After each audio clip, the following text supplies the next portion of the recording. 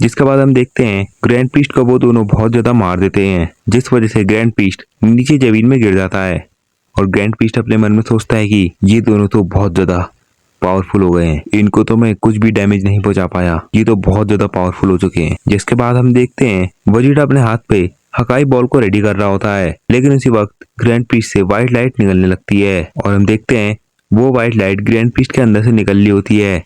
जिसके बाद वो व्हाइट लाइट बाहर निकल जाती है और हम देखते हैं जैसी वो व्हाइट लाइट हटती है तो उसके अंदर से एक बंदा होता है। जिसके बाद जेनो उसको देखकर शॉक हो जाता है और फिर वो बंदा हंसते हुए कहता है कि मैंने जितना सोचा था तुम तो उससे भी ज्यादा ताकतवर निकले। और ये चीज सुन के गोकू वेजिटा कहते हैं आखिर ये कौन है।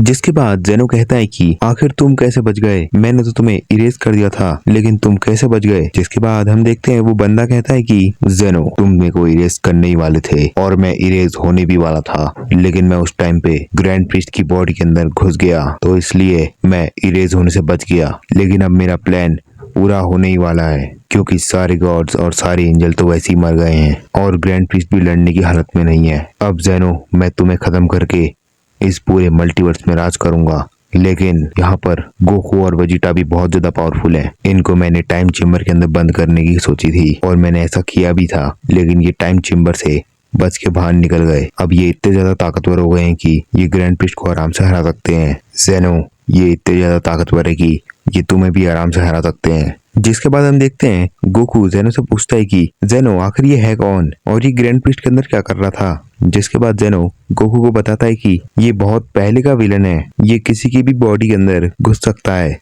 और उसे पूरा कंट्रोल कर सकता है और इसने ये चीज ग्रैंड प्रीस्ट के साथ भी करी है। इसने ग्रैंड प्रीस्ट को पूरा कंट्रोल करके ग्रैंड प्रीस्ट का यूज करके तुमको टाइम चेम्बर के अंदर बंद कर दिया। इसको मैंने एक बार इरेज कर दिया था और मेरे को लगा कि ये इरेज हो गया है, लेकिन ये बता रहा है कि ये ग्रैंड प्रीस्ट की बॉडी के अंदर घुस गया था तब ये बच गया। जिसके बाद जेनो कहता है कि गोकू और वेजिटा मुझे तुम्हारी मदद चाहिए इस विलन को हराने के लिए। जिसके बाद गोकू कहता है कि हमें ग्रैंड प्रीस्ट ने टाइम चेम्बर के अंदर बंद किया था, हम उसका बदला निकाल के रहेंगे। हमें वहां पर बहुत ज्यादा ही सालों तक रुकना पड़ा तब हम बाहर निकल पाए। जिसके बाद जेनो कहता है कि वो ग्रैंड प्रीस्ट नहीं था जिसने तुम्हें टाइम चेम्बर के अंदर बंद किया था, वो असल में ग्रैंड प्रीस्ट के अंदर जो व्हाइट लाइट आई थी उसी ने तुम्हें टाइम चेम्बर के अंदर बंद किया था। जिसके बाद वो बंदा कहता है कि हाँ जेनो एकदम सही बोल रहा है, मैंने तुम्हें टाइम चेम्बर के अंदर बंद किया था। मेरे पास जब ग्रैंड प्रीस्ट की बॉडी थी तब गोकू जब तुम टूर्नामेंट लड़ रहे थे तब मैंने देखा था कि तुम एंजलों की टेक्निक यूज कर रहे हो और तुम वहां पर बहुत ज्यादा स्ट्रांग भी हो गए थे।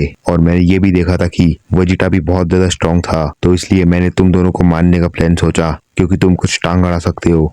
लेकिन तुम उस टाइम चेम्बर में जाके भी नहीं मरे, लेकिन अब तुम मेरे हाथों मरोगे। जिसके बाद वेजिटा कहता है कि हमें तुम ऐसे ही नहीं मार सकते हो, हम तुम्हें ही मार देंगे। जिसके बाद जेनो कहता है कि गोकू और वेजिटा देखा वो ग्रैंड प्रीस्ट नहीं था जिसने तुम्हें टाइम चेम्बर के अंदर बंद किया था, वो असल में यही था, तो अब मेरी मदद करो इसको हराने के लिए। जिसके बाद गोकू बोलता है कि ठीक है जेनो हम तुम्हारी मदद करेंगे इसको हराने के लिए, और वेजिटा भी यही कहता है। जिसके बाद वो बंदा कहता है कि तुम तीनों मिलके भी मेरे को हरा नहीं सकते हो क्योंकि मैंने ग्रैंड प्रीस्ट की सारी पावर को अब्सॉर्ब कर लिया है और मैं इतना ज्यादा पावरफुल हो चुका हूँ कि तुम तीनों को मैं हरा सकता हूँ। जिसके बाद गोकू जेनो से कहता है कि जेनो तुम इसे इरेज क्यों नहीं कर देते हो। जिसके बाद जेनो कहता है कि मैं इसे अभी इरेज नहीं कर सकता हूँ। जिसके बाद गोकू जेनो से पूछता है कि लेकिन ऐसा क्यों, और जेनो बताता है कि ऐसा इसलिए क्योंकि जब तक हम इसे हरा नहीं देते हैं तब तक मैं इसे इरेज नहीं कर देता हूँ। इसकी पावर इतनी ज्यादा है कि मेरी इरेज टेक्निक इसके ऊपर काम ही नहीं करती है। मैं जब पहले इसे इरेज कर रहा था तब मैंने इसे पूरा हराया था, तब ग्रैंड प्रीस्ट और मैंने मिलके इसको हराया था, तब मैं इसे इरेज करने वाला था, लेकिन ये ग्रैंड प्रीस्ट के अंदर घुस गया और ये बात मेरे को पता भी नहीं चली। और ये कह रहा है कि इसने ग्रैंड प्रीस्ट की पावर भी ऑब्जॉर्व कर ली है और ये पहले इतना ज्यादा पावरफुल था कि हम दोनों मिलके इसे हरा रहे थे, लेकिन सोचो अब ये कितना ज्यादा पावरफुल हो गया होगा। जिसके बाद गोकू सोचता है कि हाँ जेनो अब हमें इसको हराना पड़ेगा। जिसके बाद जेनो कहता है कि हाँ गोकू हमें इसे हराना पड़ेगा, जिसके बाद मैं इसे इरेज कर दूंगा। जिसके बाद वो बंदा कहता है कि तुम में से कोई भी आ जाए मैं उसे आराम से हरा दूंगा। जिसको सुन के वेजिटा कहता है कैकरोट इस बार तो मैं ही जाऊंगा क्योंकि पिछली बार तुम ग्रैंड प्रीस्ट से लड़ने निकले गए थे। और इस पे जेनो कहता है कि वेजिटा तुम इसे हल्के में मत लेना क्योंकि ये बहुत ज्यादा पावरफुल है और ये ग्रैंड प्रीस्ट जैसा बिल्कुल भी नहीं होगा जिसको तुम आराम से हरा दोगे। जिसके बाद वेजिटा कहता है कि मेरे सामने कोई भी आ जाए मैं उसे हरा के रहूंगा। और वो बंदा कहता है कि चलो वेजिटा मेरे पे हमला करो। जिसके बाद हम देखते हैं वो दोनों फाइट करने लगते हैं और उनकी फाइट इतनी ज़्यादा खतरनाक हो रही होती है कि वहाँ पर सब हिल रहा होता है और उसकी वजह से वहाँ पर बहुत बड़े धमाके भी हो रहे होते हैं और उनकी फाइट की वजह से वहाँ पर बहुत बड़े धमाके भी हो रहे होते हैं। जिसके बाद हम वेजिटा को देखते हैं जो कि अपने मन में सोच रहा होता है कि लेकिन ये मेरे से ज्यादा स्ट्रांग नहीं है, मैं इसे अभी हरा सकता हूँ। जिसके बाद हम देखते हैं वो दोनों दोबारा से फाइट करने लगते हैं और हम देखते हैं वेजिटा को जो कि अपने हाथ पे हकाई बॉल बना के उस बंदे पे मार देता है, जिस वजह से वहाँ पर बहुत बड़ा धमाका हो जाता है। और हम देखते हैं उस बंदे को जिसको ज़्यादा कुछ नहीं हुआ होता है और वो कहता है तुम इस मामूली हमलों से मेरे को चोट नहीं पहुंचा पाओगे और तुम अगर ऐसे ही हमले करते रहे तो तुम मेरे को कभी भी हरा नहीं पाओगे।